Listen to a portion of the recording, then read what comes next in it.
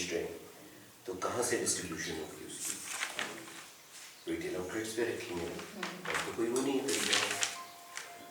उन्होंने कहा कि जी रिटेल आउटलेट पाकिस्तान में से उस वक्त 6 लाख 7 लाख दुकानें थीं, तो क्या मैं बस अपनी सेल्स फोर्स को कहूँ जाओ रिटेल पे रख दो? No, I would want to exactly know which outlets I should be distributing, I should be selling my product. उन outlets को identify करने का क्या तरीका हो सकता है? एक मैन्युफैक्चरर आए कहने कि जी मैं जाहिर सी बात है कि मेरी लिमिटेड रीच होगी, टू स्टार्ट विद मैं 50,000 दुकानें डायरेक्ट कवरेज पे ले सकता हूँ, बाकी तो होलसेल से फीड होगा। वो कौन सी 50,000 दुकानें हो जिसपे मैं जाकर काम करूँ? जहाँ पे ज़्यादा पॉपुलेशन हो, जो ऑलरेडी कैटेगरी है, कन्वर्जन नहीं करनी पड़ेगी, डेवलप हो, मतलब उनके जो उनका नेटवर्क डेवलप हो और फुटप्रिंट्स ज़्यादा हो वहाँ पे, कस्टमर फुटप्रिंट ज़्यादा हो, जो ज़्यादा बेचते हो, ठीक है। अच्छा, बड़ा ऑब्वियस होगा कि जवाब दें कि यार सेल्स के बंदे रखो, हर एक को टेरिटरी दो, वो खुद ही जाएगा अपने एरिया में, देखेगा जो अच्छी दुकानें होंगी वो कर लेगा। Why do you have to spend so much money? आप या तो आप ऑल पर जाओ, आप नेस्ले से बंदे तोड़ लो एक दो, ऊपर वाले वो खुद ही फिर बंदे नीचे रख कर और उनको बताते हैं कि कौन कौन सी दुकानें करनी है। सर जो इनकी ट्रेड डिस्काउंट उन्होंने किया भी यही था, मेरे पैसे लिए थे, वो तो इट ऑलवेज हैपेंस। जो उनकी ट्रेड डिस्काउंट होती, क्योंकि मेरा कज़न था उसमें ट्यूशन का था, तो उनके वो इम्तियाज़ को और बाकी सारा जो वो देख रहा होता था की हाँ, तो की अकाउंट उसका था, तो उनके पास बड़ा ये एक हर्डल आता था कि जो उनके बड़े बड़े स्टोर्स होते थे वो उनको बड़ा टफ टाइम देते थे, उनसे डिस्काउंट्स मांगते थे। तो मतलब अगर आप डिस्काउंट दोगे तो एक आपको शेल्फ आपको विजिबिलिटी मिलेगी, और दूसरा आप डिस्काउंट दोगे तो हम अपने बंदे या आप अपने बंदे भी जो उनको भी वो प्रमोट भी कर होते थे, जैसे आपको नहीं ये आप ना ले आप ये ले लें, ये अच्छा ब्रांड है, तो वो भी मतलब बहुत ज़्यादा इम्पैक्ट आपको क्रिएट कर रहा होता है और वो आपको टफ टाइम बहुत ज़्यादा दे रहे होते हैं। ऐसे I don't know how much is this true, but जो डिफेंस के इम्तियाज बने mega Imtiaz in defence the palace the place के बराबर में मोइन खान अकेडमी वाला, तो face it people say that Imtiaz haven't spent a single penny to create that story. 1 रुपया नहीं खर्च किया इम्तियाज ने स्टोरी बना दिया। सब ये रेंटर्स और उसमें भाई देखो वो पढ़िए ना तुम लोगों ने कि जो मार्केट के जितने भी चैनल्स हैं, हर उसकी अपनी बार्गेनिंग पावर होती है।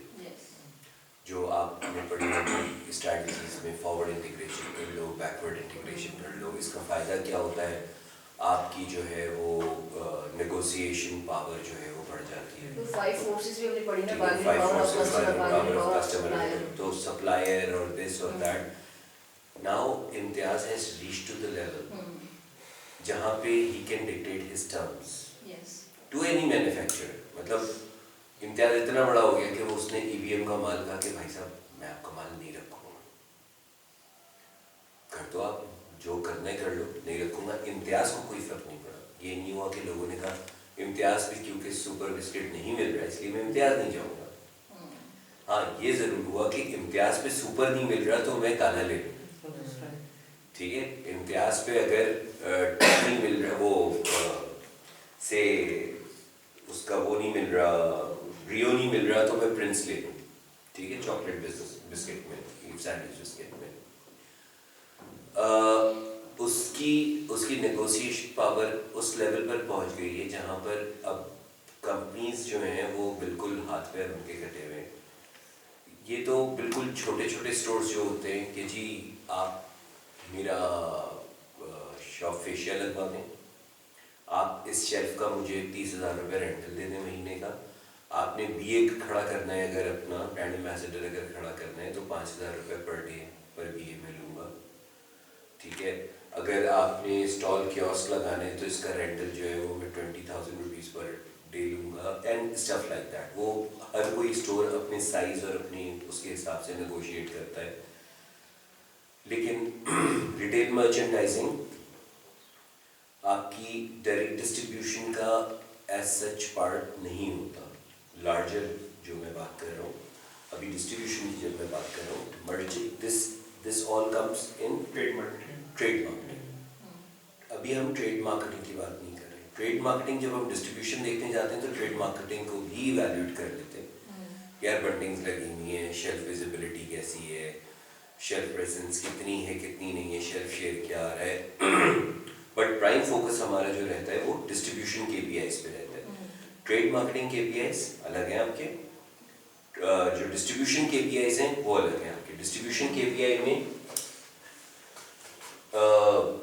सेट करने से पहले क्या मैंने बताया कि जब आप डिस्ट्रीब्यूशन नेटवर्क बना रहे हैं, अगर आप बहुत ही वेल ऑर्गेनाइज जाना चाहते हैं तो आप कहेंगे कि मैं सबसे पहले रिटेल सेंसस करूंगा to identify which outlets actually matter.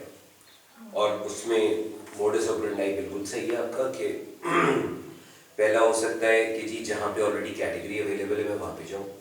मैं कैटेगरी लीडर हूँ तो फिर तो ये भी नहीं हो सकता, फिर तो मुझे साइज इंक्रीज करना। ठीक है। अगर मैं मार्केट लीडर हूँ तो मुझे वो आउटलेट्स देखनी होंगी जो करंटली अच्छा कर रही हैं बट मेरी कैटेगरी नहीं रखती, to increase the size of the pie. मैं अगर चैलेंजर हूँ मुझे तो आंख बंद करके फॉलो करना है लीडर को। जहां जहां है सबसे पहला काम है वहां पहुंचना।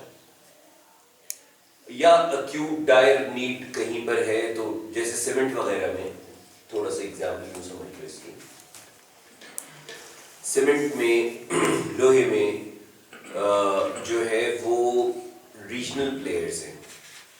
जो पावर अगर यहाँ पर है कराची में तो पावर का पूरा माल जो है वो सिंध बलूचिस्तान के अंदर बिक जाता है, ठीक है।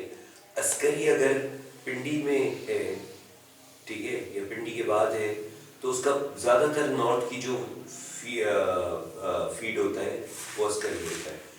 DG खान सीमेंट अगर सेंट्रल पंजाब में है तो सेंट्रल पंजाब पूरा lower Punjab and to some extent Balochistan, because Karachi से नहीं पड़ता है बलूचिस्तान कोयटा जितना DG खान से पड़ता है मोर और लेस, तो वो यहाँ पर फीड करता है। आयरन में भी मोर और लेस इसी तरह की सिचुएशन है। वाई? बिकॉज जो आप मटेरियल लेकर जाओगे, अगर जो फ्यूल कॉस्ट है वो अगर 500 की बोरी यहाँ पर मिल रही है सीमेंट की, तो आपको अगर 50 रुपए भी किराया लग गया तो आप कंपैटिबल नहीं रहोगे। तो जो यहाँ 500 की बोरी दे रहे हैं वही बेच सकता है यहाँ पे 500 की, आप बेच ही नहीं सकते, बिकॉज आपकी सोर्सिंग जो है वो किसी और जगह की। अच्छा, सीमेंट में मसला ये नहीं है कि अच्छा भाई एक फैक्ट्री यहाँ लगा लो। भाई फैक्ट्री लगाने से सिर्फ काम नहीं होगा। फैक्ट्री वो भी सही है, कैपिटल इन्वेस्टमेंट भी कर दूंगा। फैक्ट्री लगाकर जो इसके बेस सॉल्ट्स हैं जिससे सीमेंट बनती है वो जब तक आपके पास नहीं होगी, तो इनके जो प्लांट होते हैं वो इस तरह से लोकेटेड होते हैं जहाँ पे कोयरिंग वगैरह जो है वो आसानी से हो जाए, और करीब से ही करीब ही कोयरिंग करके और वहाँ पर सारे इसका सीमेंट का जो मटेरियल पहुँचे। वरना आप चाहे रॉ मटेरियल की ट्रांसपोर्टेशन लगा लो तो भी कॉस्ट ऊपर हो जाएगी, या फिनिश गुड की ट्रांसपोर्टेशन लगा लो तो भी ऊपर हो जाएगी, ठीक है। But when it comes to FMCG,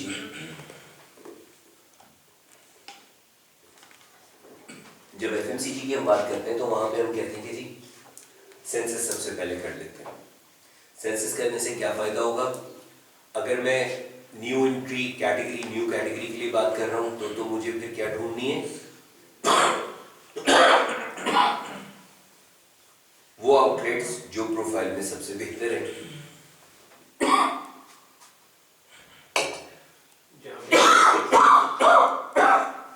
category acceptance यहाँ पे ज्यादा हो, नहीं, जहां पे पोटेंशियली सबसे ज्यादा कस्टमर फुटफॉल हो, एज यू सेड, यानी जहां कस्टमर सबसे ज्यादा होते होंगे वहां से ऑफटेक सबसे ज्यादा होगा। अच्छा, कुछ दफा कैटेगरी रेलेवेंस भी इंपॉर्टेंट होती है। फॉर इंस्टेंस मैं अगर बेकरी पे कुकर वाइज हाँ मतलब मैं रेजर कंपनी हूँ तो बेकरीज को या स्वीट मीट मार्ट्स को या मिल्क शॉप्स को मैं क्यों फोकस करूँगा, ठीक है। तो वो रेलेवेंस ऑफ कैटेगरी भी इम्पोर्टेंट होती है और consumer footfall, shop size, consumer footfall, shop size, number of employees, number of categories, ये सारे वो प्रॉक्सीज हैं जो हम उसके रेवेन्यू, शॉप रेवेन्यू के अगेंस्ट लेते हैं। क्यों रेवेन्यू कोई सही बताता नहीं है, ठीक है। पाकिस्तान में कोई ना इनकम सही, जो अच्छा कमाते हैं वो कम बताते हैं, जो कम कमाते हैं वो ज्यादा बताते हैं। तो पाकिस्तान में ये मसला पूरी दुनिया में जो क्लासिफिकेशन होती है, सोशल इकोनॉमिक क्लासिफिकेशन कह लो या आपकी रिटेलर प्रोफाइल, वो इनकम या रेवेन्यू पर ही होती है। पाकिस्तान में ये सीन, थर्ड वर्ल्ड कंट्री में ये सीन नहीं है। वहाँ पे आपको प्रॉक्सीज लेने पड़ते हैं in order to profile them. So you do census, you do profiling. अगर तो आप नई कैटेगरी लॉन्च कर रहे हो तो आप देखोगे वो स्टोर्स जिनका रिलेटिवली रेवेन्यू या रेवेन्यू के प्रॉक्सी पैरामीटर्स अच्छे हैं, साइज बड़ा है, नंबर ऑफ एम्प्लॉइज ज़्यादा है, नंबर ऑफ कैटेगरी हैंडलिंग ज़्यादा है, नंबर ऑफ कस्टमर्स पोटेंशियली ज़्यादा है, उन दुकानों की आप प्रायोरिटी लिस्ट निकालोगे। फॉर इंस्टेंस एंग्रो के लिए जब हमने किया था सेंसस, तो हमने क्या किया कि हमने कहा कि जी आपका first target is to map Nestle, simple, Nestle and Haleeb, ठीक है। तो वो आउटलेट जो कैटेगरी हैंडलर्स हैं, वो आउटलेट जो कैटेगरी हैंडलर्स हैं करंटली, और जो प्रोफाइल में, हैंडलर तो बहुत सारे हो सकते हैं, जो प्रोफाइल में आपकी सर्टन पैरामीटर्स मैच करती हैं, यानी उनके पास जो है वो शॉप प्रोफाइल जो है वो इतने साइज है, कम से कम 25 कैटेगरी उसने रखी हुई है। 3 कैटेगरी 4 कैटेगरी वाली दुकान खोखा जैसी नहीं है, 25-30 कैटेगरीज रखकर बैठा हुआ है। वेटेड अच्छी, वेटेड, आपने वॉल्यूम सेल्स पूछी थी, वॉल्यूम सेल्स पे फिर आपने उसको प्रोफाइल किया था कि कितना किलो दूध इन अ मंथ